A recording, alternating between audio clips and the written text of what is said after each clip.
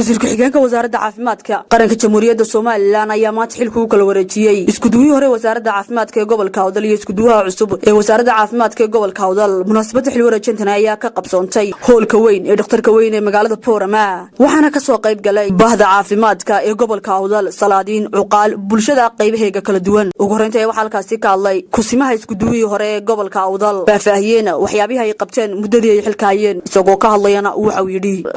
halkan maanta waxaan ku kala wareejinaynaa oo laga dhigtay xafladii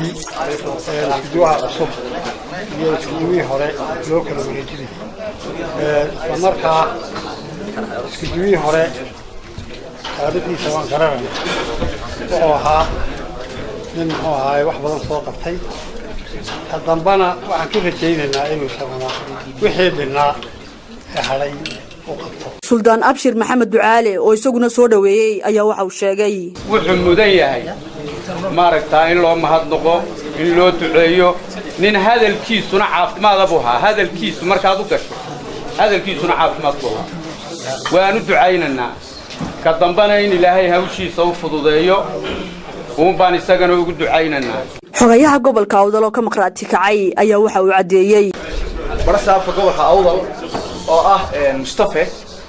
hawla shaqo ku maqan Hargeysa ku maqan wuxuu yigmaday aniga oo xogayaha gobolka oo Mustafa aniguna mataqaanay magacayga la yiraahdo inaan ku wareejiyo Mustafa xilka inaan mataqaanay u kala wareejiyo oo hawsha soo qaadaniyo kulli magacan Mustafana waa luqada Carabiga Nabi Maxamed alayhi salaatu wasalaam waxa la yiraahdaa waa qof la doortay xaslaahay uma Ilaahay bayna doortay subhanahu wa ta'ala أنا معلنا هاجري وأنا وسكول كجوجا على يوكينا يعني ورقة متقنعي كسرعته سرد هرمها جودها ما علينا متجين سرد هرمها جودها حلو مدورنين وحصلها هيون سلام معلم بوها والله كيانيو كنت إن شاء الله تعالى حرجيني يا بعض عافمات كوني لا شقيان اخترك سياق كعديين استجنا واحد قرطنا لنا إنه لا تشظى بخاطيرته إنه كسر حاضرنا اللي ورجين الله كلا سمين يسكدوي هراء عافماتك دكتور عبد الرحمن شامي حدي iyo iskuduwaha cusub Dr. Mustafa waxa lahay Allah sama hadle waxaan aad u hambalyeynaa iskuduwaha cusub waxaan la Ilaahay xilka kugu asturo iskuduwii horena oo ducaynaya wuxuuna kamid ahaa iskuduwayaasha odayaashoodii waxa maanta waxay tahay awr iskuduwayaasha gobolkaana ugu yaraa iminka laakiin kuwa waaweyn baa ku jiraayo tiimga yar bay Mustafa muumin baan gobolka Awdal oo gobolkii aan ku dhashay waxna ku bartay Ilaahay ifududeeyo inaad baridaan xilku waa xil culus ma yara xilkani runtii aniguna waxaan isku day doonaa hadii Ilaahay raado intuu Ilaahay iga karansiiyo inaan ku shaqeeyo si istiraaxa leh si daacadnimo ku jirto iyo si sinaan leh hadaan toban cusbitaal sameeyno waan fiid gareyn kareena qayb kasta oo caafimaadkana waan haysanaa marka Mustafa wuxuu ku soo beegmay mar aanu oranaynin oo daya halka ka shaqeynay oo day ilmaha isku dhintay yaa soo qaaday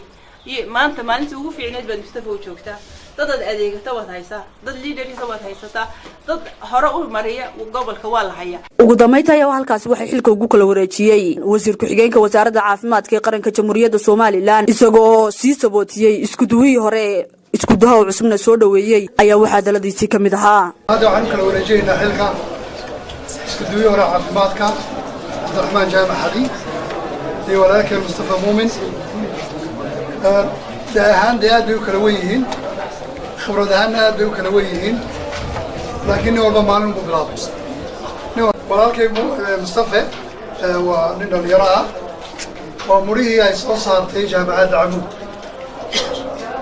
وحرص لها لليرادة يولد أو جامعة فيها أحمد حمد موسيرايو بحوق الأساري بلين اليرتس وحوقها مسؤولية lagu eego